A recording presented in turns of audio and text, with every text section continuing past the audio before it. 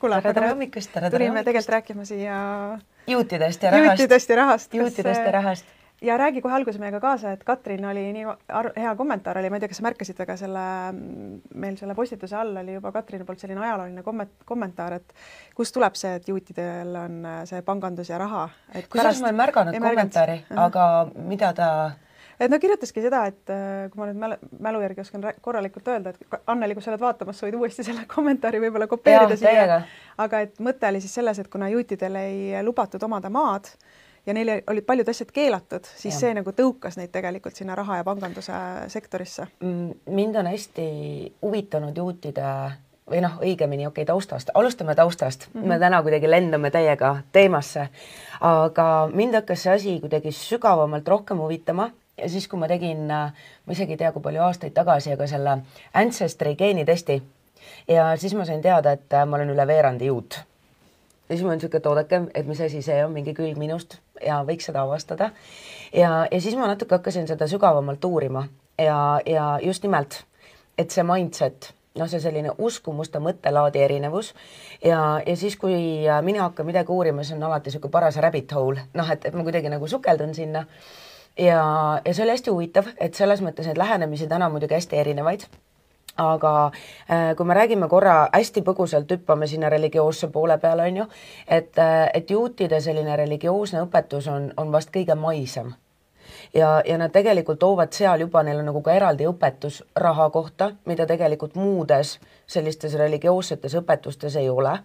Ja mida nad ise hästi palju rõhutavad, ma päriselt ei taha nagu religiooni kinni jääda, ma ei taha sinna väga pikalt minna. Meil läheb poliitikasse ka täna niikuinii, et ärge loodke, et kismat siin ei tule. Et religiooni poliitika me jätame kohe kõrvale, aga nende võib-olla üks suur erinevus on ka see, et ära mitte püüa seda elu ära kannatada, et siis jõuda nii-öelda paremasse paradiisi peale surma, vaid et tegelikult see siin ongi paradiis, et sa mitte ei peaks püüdlema selle suunas, et sa kuidagi lihtsalt selle siin saad tehtud ja liigud kiiresti edasi, on ju, vaid et kuidas sa ikkagi saad luua võimalikult palju väärtust siin.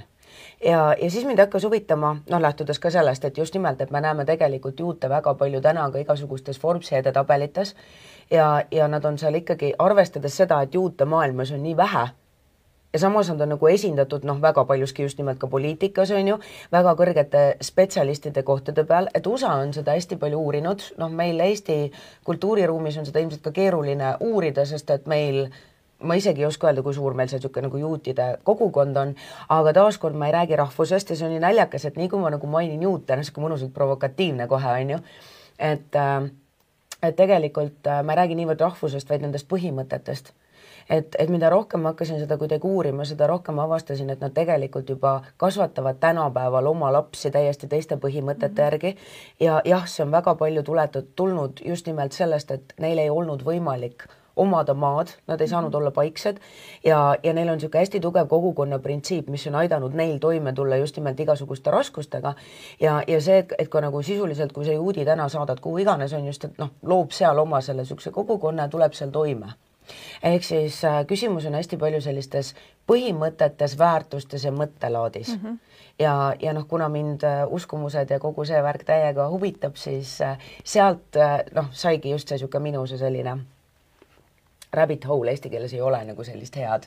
Jänesurg ei kõla üldse nii, aga sealt sai minu selline rabbit hole alguse. Ja selle kogukonna osas mul tuleb meelde üks lugu, ma käisin ise Iisraelis, olen käinud ja minu jaoks oli täielik nagu selline vaatemäng. Ma teadlikult lihtsalt vaatasin ja jälgisin, mõtlesin mine metsa, nagu, et kui meie eestlased niimoodi elaksime, millisel tasel me tegelikult oleksime. Et oli üks poiss, lõi kedagi teist poissi ja samal ajal oli siis neil see, ühesõnaga see mingisugune, mitte liturgia, aga ühesõnaga selline see teenistus, just teenistus ja kogu pere oli tegelikult seal saalis teenistusel ja siis, kui see tuli välja, siis see tüli nende kahe poisi vahel, siis kutsuti kõigepealt ema ja riburadapidi tuli sealt samalt teenistusest välja vanaema, tädi, onu, ma ei tea, kes iganes. Ja põhimõtteliselt võeti need 2 poissi, pandi istuma laua peale seal kuskil tänava peal on ju, ja nendega räägiti ja ma arvan, mingi 20 minutit järjest lihtsalt räägiti nendega ja terve sugulaskond oli seal koha peal, et lahendada asja kohe. Aga mida meie teeme, on ju, kui meie lapsed nagu midagi teevad, ära sega, mul pole praegu aega, et ma peame tööd tegema ja edasi. Ja. Et see oli nagu nii ehe näide sellest kogukonna tundest ja sellest, et tegeletakse asjadega kohe, prioriteedid on nagu paigas ja nagu ülihea näide minu jaoks. Ja. Mind hästi kõnetas selline põhimõte. Jällegi ma ütlen, et ma olen seda hästi erinevatest allikatest ka aastate vältel kuidagi nagu enda tarbeks tarbinud. Et otse loomulikult sellel teemal räägitakse ka nagu hästi erinevalt, et kui kuulata ka mingid podcast'e või lugeda raamatuid, et siis on hästi suur erinevus, kas seda räägib sulle keegi, kes on nagu siuke nii-öelda noorema põlvkonna ettevõtja juudi päritoluga või siis räägivad seda just nimelt nende siuksed nagu rabaid. Ja minu meelest just nagu nende selliste ma ei tea, usuliider on jälle kummaline sõna, on ju, aga nende selline lähenemine on hästi huvitav, hästi põnev. Et alustuseks võib-olla siuke kõige suurem erinevus ongi see, et juudid tegelikult prioritiseerivad peret ja suhteid. Ja üks asi, mis mind ennast hullult kõnetas ja mis tegelikult hästi palju pani mind vaatama maailma teise pilguga, on see, et mis paneb meid tegelikult inimeste vahelisi ühendusi looma. No miks me tegelikult täna suhtleme teiste inimestega? Valdavalt on ju nagu 2 põhjust, on ju. Et üks on siis nagu sellised emotsionaalsed vajadused. Noh, ma mäletan, et kusagil see oli mingisugune raamat, kus see taandati hästi nagu mustvalgelt ära, on ju. Noh, et raha ja seks. No mina võtaks, et nagu ei ole enam nii mustvalge, on ju. Aga et mis paneb meid tegelikult teiste inimestega üldse suhtlema või nii-öelda maailma kaasatud saama. Et tihtipeale on ju nagu 2 poolt, eks. Et üks pool on see sotsiaalne, noh, see siuke emotsionaalne kvaliteet on ju, ja noh, samamoodi ka siis enama loomine lähisuhete võtmes ja teine pool on siis materiaalne, et me loome teiste inimestega ühendusi, me panustame ühiskonda sellepärast, et me täna vajame, noh, mängu nimi on see, et meil on vaja raha selleks, et saada toitu, mis on nagu huvitav mäng on ju, et me oleme jällegi ainsad imetajad siin planeedil, kes ei saa lihtsalt minna välja ja võtta toitu on ju, või me peame tegema mingi hullult suure ringi selleks, et siis selle võiku eest maksta.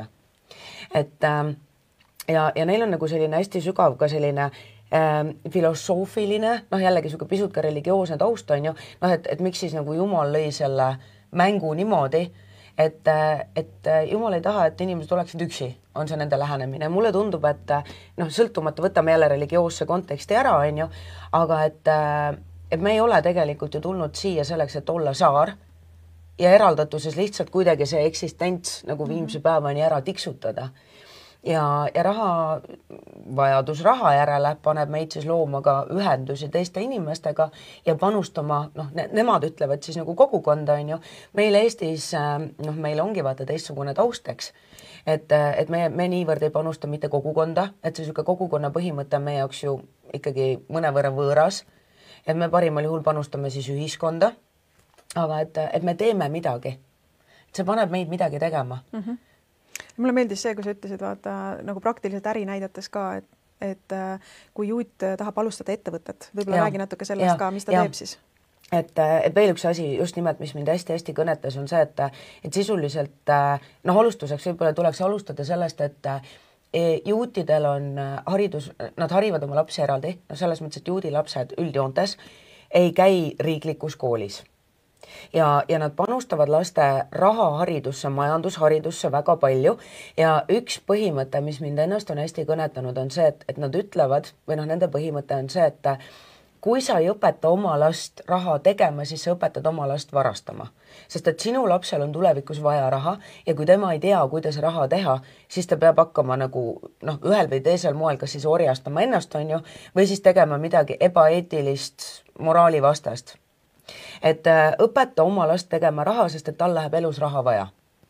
Kui palju meid õpetati raha tegema?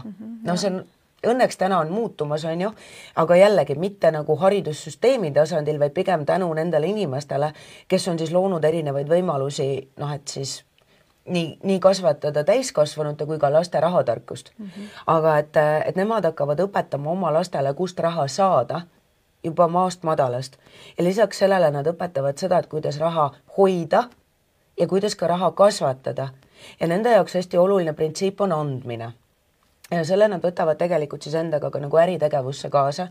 Et seesama asi, mida ma olen palju öelnud ja mida oleks nagu kuidagi nii äge rohkem ka Eestisse integreerida või sisse tuua, et sisuliselt kui juut teeb äri ja valdavalt juudid kasvatavad oma lapsi mitte lihttööliseks, nagu meie haridussüsteem seda veel täna teeb.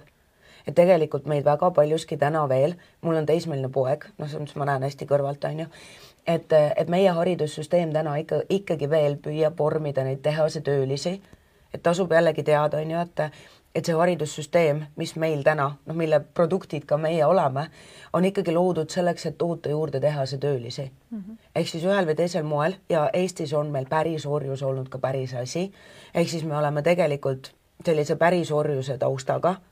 Enamusta meie esivanemad ei ole olnud mitte mõisapidajad ega mõisnikud, on ju, et siis see mõjutab meid hästi tugevalt. Lisaks sellele me oleme tulnud haridussüsteemist, kus tegelikult meid kasvatati lihttööliseks. Et sisuliselt teos juba õpi neid oskuseid ja püüa aimata, mida su tulevane tööandja hakkab tahtma vajama, on ju, et kuidas siis olla nagu kuulekas, on ju, sa istud, sa täidad täpselt korraldust, sa tuled kellaajaliselt, sa lähed ära siis, kui sul lubatakse. Nüüd juudid kasvatavad oma lapsi kas spetsialistideks või ettevõtjateks. Ma lisaks võib-olla siia selle hariduse juurde veel üks mõtteviis on ju meedia, et samamoodi, kuidas meid tegelikult lihtsalt nagu kuidagi surutakse mingitesse mustritesse, et jumala eest ära ise mõtle midagi. ChatGPT ütleb, et 900 000 juuti elab Eestis või? Ma lihtsalt ei saa. Ei, ma lihtsalt vaatan, vaata. Okay. Nii, aga räägi nüüd edasi sealt, et kui juut alustab ettevõtlusega, et alates just sellest raha nagu kasvatusest, on ju, sellest ettevõtlikkuse mentaliteedist, aga jõuaks sinna kogukonna juurde tagasi, et mida päriselt teeb, kui juut alustab ettevõtlusega? Siis üks juut loob oma äri eos juba niimoodi, et kui tema saab raha, siis vähemalt 5 juuti, 3-5 on ju, aga nad üldiselt räägivad sellest, et tee äri niimoodi, et 5 inimest sinu ümber teeniksid ka kasu selle pealt. Ja see on nüüd miski, mis on hästi tugevalt eristub sellest, mis toimub Eestis, on ju. Ja paljuski mulle nii meeldib see teema praegu. Et kuidas luua äri niimoodi, et mitte ainult mina ei saa kasu ja juutidel on hästi tugev see kogukonna tunne, on ju.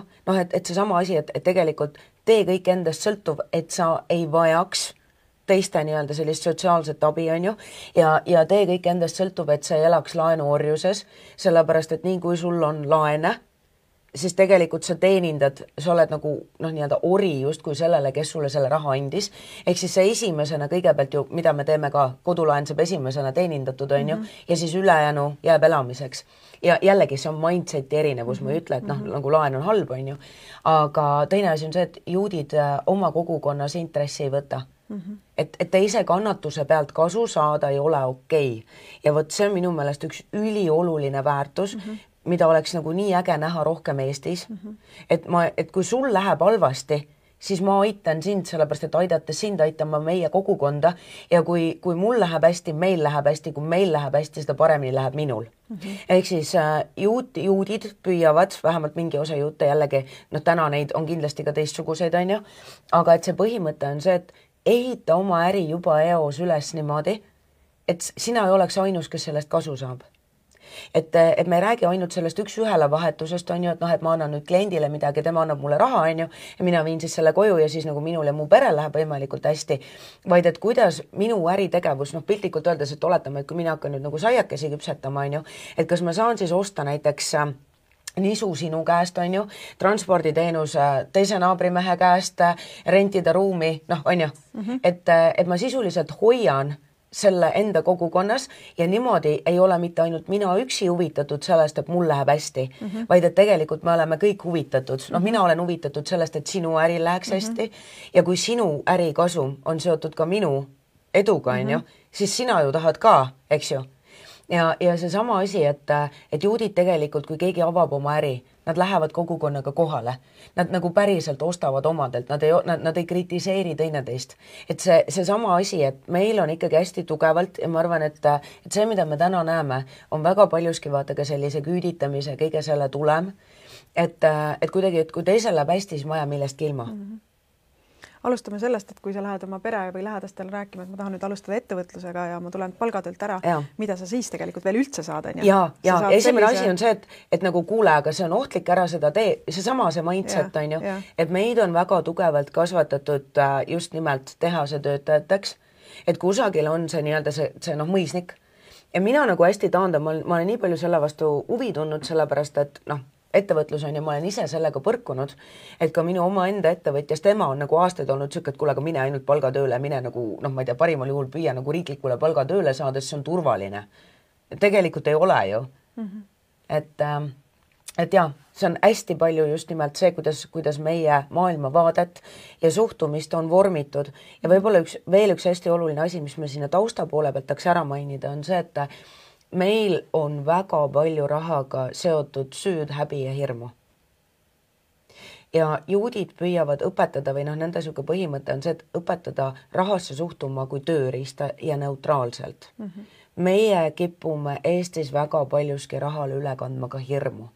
Et me seome, raha on lihtsalt raha, on ju, aga me seome ka selle hirmu ellu jäämise ees kokku rahaga. Ja siis me enam ei suhtu sellesse. Meil on vaja lihtsalt endal vaja kõigepealt terveks saada suhtumises rahasse, aga ma korraks tulen selle kogukonna juurde veel tagasi, et mõtle tegelikult, kui sina praegu ka juba oled alustav ettevõtja või sa plaanid alustada ettevõtjaga või sul juba on nagu äri, et kui sa lihtsalt võtaksid valge paberi ja kirjutaksid üles, kellele sinu äri kasu tooks, nagu mõtled enda partnereid on ju, just nimelt, mitte nagu ainult klienti, vaid mitte klienti ilmtingimata, vaid just nimelt neid koostööpartnereid ja kaardistaksid ära need inimesed ja kujuta ette, kui sa siis läheksid nende juurde ja räägiksid, et kuule, näed, ma saan sulle kasulik olla, sina saad mulle kasulik olla.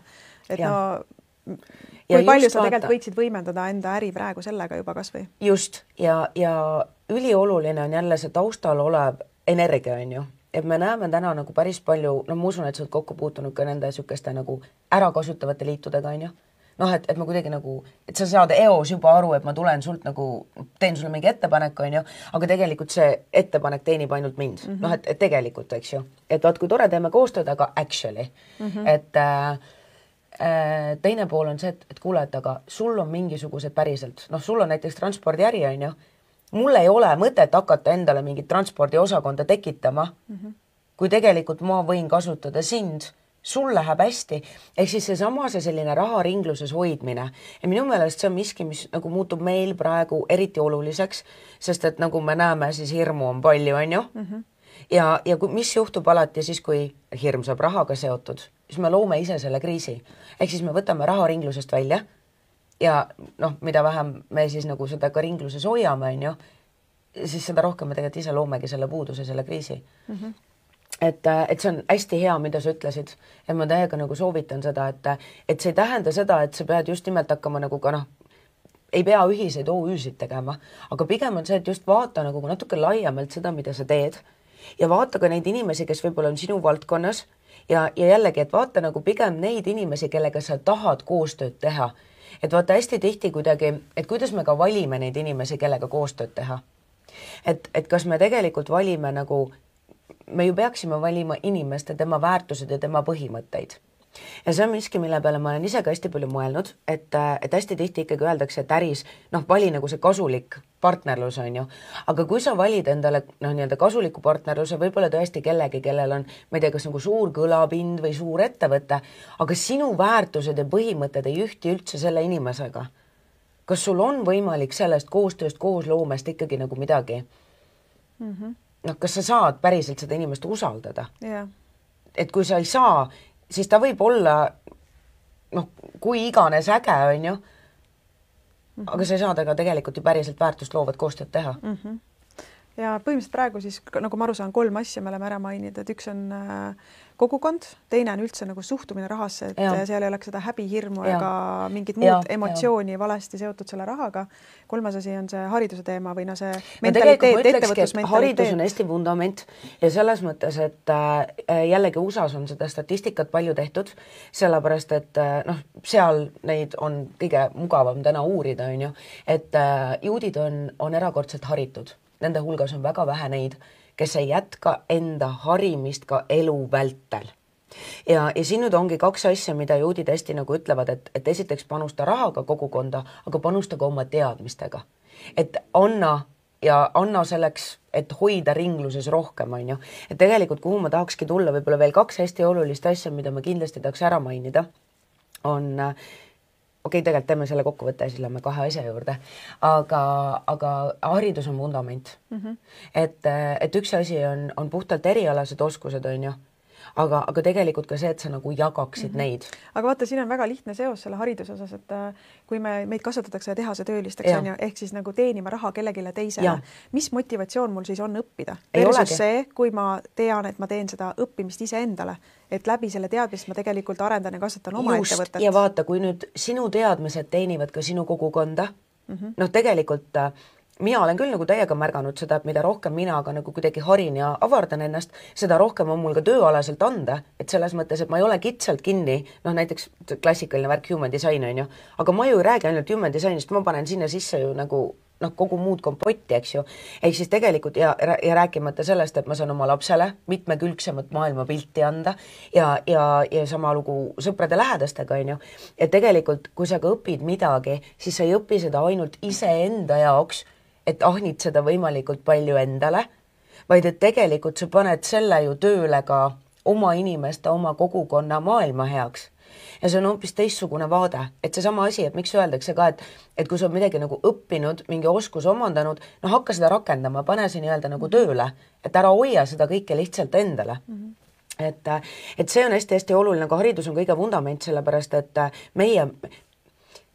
kui me vaid hakkaksime haridusse suhtuma sellesse, et tegelikult see on see, kus nagu meel vormitakse ja sisuliselt selleks hetkeks, kui meie lõpetame 12. klassi, on meie maailmavaade ja minapilt väga tugevalt kastistunud ja me sisuliselt läbi elu läheme ainult kinnistama seda. Me oleme ette saanud mingid prillid ja me läbi nende prillide, mis ei ole üldse meile loomulikud, vaatame maailma. Ja me automaatselt läbi selle filtri siis nagu tõlgendame olukordasid ja teeme valikuid. Ja kui me ei hakka seda kõike kahtluse alla seadma, ma olen sellest nii palju rääkinud, et päriselt hakka seadma kahtluse alla kõike, mida sa tead enda ja maailma kohta. Õppimine on parim viis, avardada oma maailmavaadet, on ju, et ära võta mustvalgelt üle seda, mida keegi sulle ütleb, aga nagu mis siis kui? Et okei, et aga on siuke vaade, et loo seda terviklikkust, sellepärast, et tänapäeval koolis väga suur osa tänapäeva hariduskavadest on erakordselt aegunud, ei päde täna üldse. Ja ei päde ammugi siis, kui me räägime sellest, et tegelikult me peaksime oma lapsi julgustama täna rohkem kui kunagi varem, saama ettevõtlikeks, sellepärast, et varsti lihtsalt ei ole enam lihttööd. Et tehnoloogia ja AI võtavad üle lihttööd. Ja me ei peaks oma lapsi, miks me peaksime tahtma oma lastele nagu nälja ja võla tulevikku, kui neil ei olegi lihtsalt võimalik enam tulevikus nii-öelda seaduslikult sellist tööd teha, sest seda lihtsalt enam ei eksisteeri. Et haridus on... 2 asja veel lisada, vaata mõtle nagu... Ja, et haridus on kõige vundament. Nüüd, mis on veel üks hästi oluline asi, mida ma teiega tahan lisada, on see, et see põhimõte, et juutide jaoks raha kui selline on nagu spirituaalne ja et see on sisuliselt on nagu, nad ei ütle, et see on nagu eluenergia, nemad ütlevad, et see on nagu elu, on ju, et tegelikult nagu andes välja raha, sa annad välja ka elu, on ju. Et see on nagu siuke nagu kingituseks. Ja mida rohkem elu sa nagu ringluses, mida rohkem sa elad, mida rohkem elu sa ringluses hoiad, siis seda rohkem elu ringleb ka sinu ümber. Ehk siis juudid tihtipeale arvatakse, et on hästi kokkuhoidlikud. Et tegelikult nad ei hoia kokku selle arvelt, mis on nende jaoks oluline. Nad väga tugevalt jälgivad ja hoiavad silma peal kuludel, mis on ebaolulised. Mis tähendab seda, et näiteks kui sina prioritiseerid reisimist, siis see on miski, mille arvelt sina kokku ei hoia. Et kui sa reisid, siis sa peatudki parimates hotellides ja valid sihtkohtasid, nii nagu sa valida tahad, on ju. Nüüd oletame, et sa ei prioritiseeri riideid. See tähendab seda, et sinna valdkonda sa ei panusta. Et sa nagu hoiad seal väga tugevalt silma peal, kuidas sa nagu selle peale kulutad, on ju. Ehk siis sama lugu, et nad teevad tarkasid otsuseid. Et see sama põhimõte, et ära lase nagu rahal juhtida ennast, ära ole rahaori. Ehk siis, et ära jookse sinna, kus on raha. Odav müük või midagi. Näiteks. Et juhi oma raha ja nüüd, kuhu ma sellega tüürin, on tegelikult just nimelt see, mis on nagu ettevõtjad on hästi oluline. Nemad räägivad, või just siuke vana koolijuudid, kes mind on hästi nagu kõnetanud, räägivad hästi palju sellest, et kui sa teed väikese poe, ütleme siis nii, et kuhu ma tüürin, on see, et ära tee lihtsalt väga palju, vaid tööta targalt, on ju. Aga et kui sa teed väga väikese poe, on ju, siis tegelikult see energia, mis sul kulub, et saada see inimene väga väikesesse poodi, on tegelikult sama energia, mis sul kulub selleks, et saada inimene väga suurde poodi. Nüüd, no päriselt ma lihtsalt kasutan poe näidet, on ju, et nüüd väikeses poes saab sul olla ainult mingi X hulk tooteid, mida sa saad selle väikesele inimesele, või noh, väikesesse poodi sattuvale inimesele müüa ja tegelikult väikesesse poodi mahub sul korraga ka nagu mingi X hulk kliente. Nüüd, kui sa teed suurema poe, saad sa seal müüa rohkem kaupa, sul mahub sinna rohkem kliente ja samas nagu jällegi see kliendi sinna poodi saamine või poe promomine või edendamine, noh, nemad ei kasuta muidugi sõna promomine, on ju, et see võtab täpselt sama palju energiat, eks ju. Mis tähendab seda, et noh, näiteks kui sul on ka täna ühe tootega e-pood, siis tegelikult see energia, mida sa kulutad selle inimese sinna saamisele, on ju sama versus see, et sul oleks e-pood, kus on sul 10 toodet. Nüüd, kui see inimene satub sul e-poodi, kus on sul üks toode, kui see üks toode teda ei kõneta, siis ta läheb ära. Nüüd, kui see inimene satub e-poodi ja sul on seal 10 toodet ja see toode, mille peale ta tuli, teda ei kõneta, siis võimalik, et ta leiab seal ülejäänud 9 hulgast mõne muu, mis teda kõnetab ja ta teeb ikkagi selle ostu. Ja noh, kui siis füüsilises võtmes rääkides, et noh, kui sa teed väikese restorani, kus on 3 lauda, sa saad mahutada sinna ainult mingi X hulga inimesi, et raha on nende arvates küll spirituaalne, aga sinu vastutus on luua sobiv anum, et sa saaksid nii-öelda seda vett. Noh, et võtame siis, et raha on nagu vesi, on ju, et vihma sajab kogu aeg. Raha on nagu maailmas täna rohkem kui kunagi varem tegelikult, sellepärast, et seda nagu igal sammul tekitatakse kuskilt juurde. Et aga kas sul on nüüd see anum, kas sa seisad vihma käes, kas sa esiteks üldse oled vihma käes, et see vastuvõtlikkus. Ja kas sul on ka mingisugune anum, kuhu sa seda vastu saad võtta? Ja kas sa nüüd seda anumat ka perioodiliselt suurendad? Ja jällegi, kui sul nüüd on see anum, et kas sul see põhi on ka kandev põhi või on sõelapõhjaks, kas sa tead, noh, kuhu kõik edasi läheb, on ju, ja noh, jällegi, mida sa annad, et nende põhimõte on hästi palju see, et ära mitte püüa saada esimesena ja see on see, mida me nagu läänelikus kultuuris väga palju näeme, on ju, et ma kõigepealt tahan saada ja see on ka kusjuures ka palgatöö printsiip ju, et ma tegelikult ju palgatööle lähen eesmärgiga ju saada. Et selles mõttes ma olen olnud nii palgatöötaja kui tööandja rollis ja tavaliselt on nagu esimene või hästi oluline küsimus on see, et nagu palju ma palka saan, on ju. Okei, aga kui palju sa ettevõttele väärtust lood, eks ju, et mida ma saan anda, et neil on hästi tugevalt ikkagi see, et anna enne ja anna mitte nagu selleks, et ma nüüd ootan, eks ju, vaid ma annan selleks, et hoida seda ringluses. Ja nüüd jällegi, et kui sul on see anum, et tea, milline on sinu anum, tea, kui suur su anum on. Ja suurenda oma anumat. Et see on see, mida minu meelest me ettevõtjatena väga tihti ei tee. Ja mulle tundub, et me ei suhtu ka oma nagu ärisse hästi teadlikult, et me ei ole teadlikud sellest, millised need meie anumad on.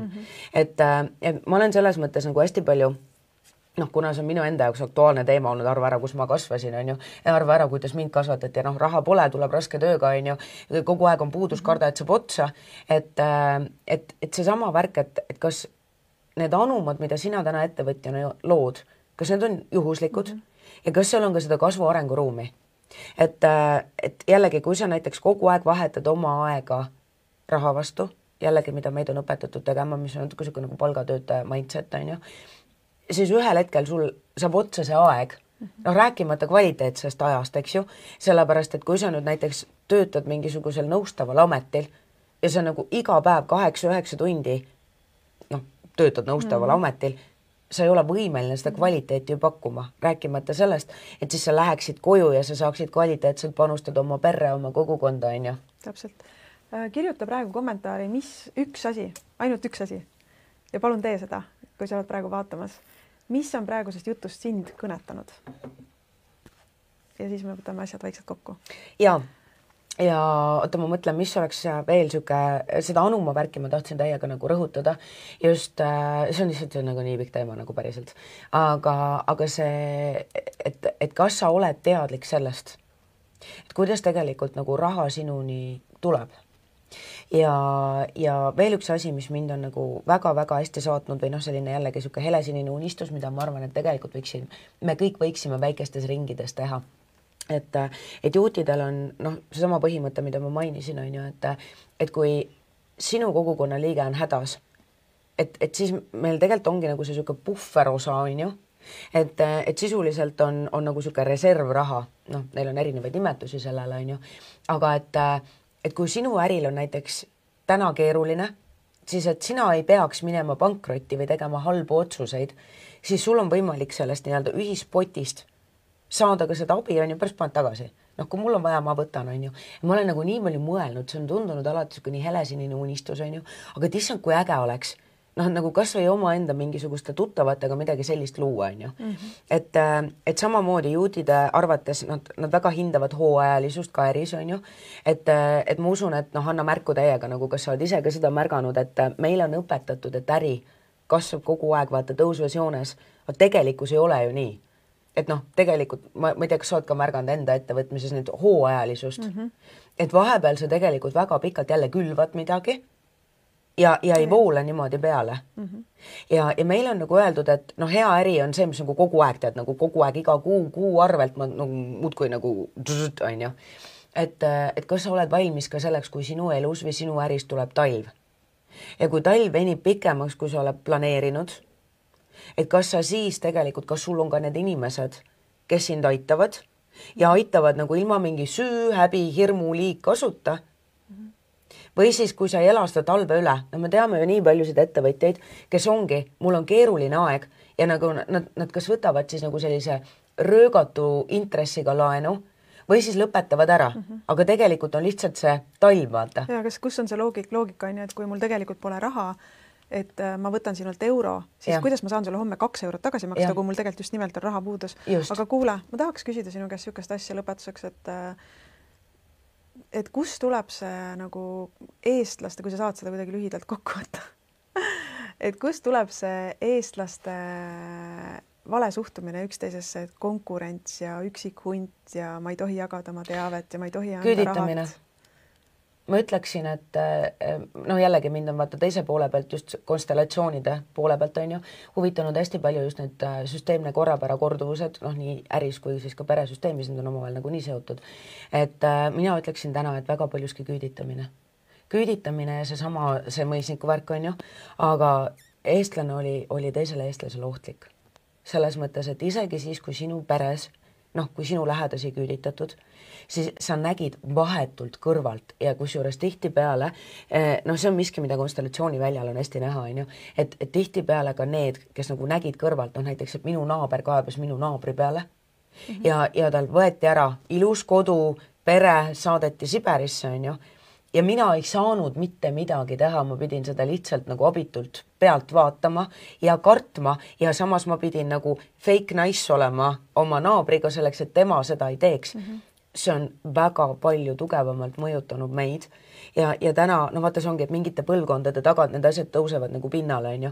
Ja minu meelest me täna näeme seda väga-väga selgelt välja mängimas ühiskondlikul tasandil, et tegelikult teine, tead küll, eestlase lemmiktoit on teine eestlane, on ju. Et kust see ka tuleb ja saad aru, see on vana rahva tarkus, mis tähendab seda, et see on kinnistunud meil uskumuste tasandil. Ja nüüd üks teine teema, millest ma nagu hea meelega räägiks väga pikalt, aga mitte täna siis ilmselgelt, on see sama, et me tegelikult saame kasvada, areneda ainult vägivallatu konkurentsi keskkonnas. Okay. Ja see põhimõte ei tule enam juutidelt, on ju, aga jälle miski, mida ma olen hästi palju nagu enda puhul vaadelnud, on ju, et kui me elame ohtliku konkurentsi maailmas, kui ma tunnen, et sina tegeled samas valdkonnas, oled mulle ohtlik, siis ma olen kogu aeg, võitle, ründa, põgene, on ju, ma kogu aeg valvel. Aga juutidel sellist asja ei ole olnud, et läbi kõikide raskuste, millest nad on läbi läinud, siis kas nemad on olnud üksteise vastu nagu... Ei, nad on pidanud kokku hoidma, sest et muud moodi nad puks ellu jäänud. Ja vaata, kui palju paralleele tegelikult tuua eestlased ja juudid, umbes sama rahvaarv on muidugi juutidel palju rohkem, on ju, aga riikide suurused. Aga vaata, juudid on sisuliselt olnud sunnitud ära rändama ja kokku hoidma, on ju. Nüüd meie esivanemad on hoidnud kinni oma varast. Vaat see on erinevus. Meie esivanemad on edasi andnud selle põhimõtte, et hoia kinni oma maatükist või püüa elu eest oma tööga.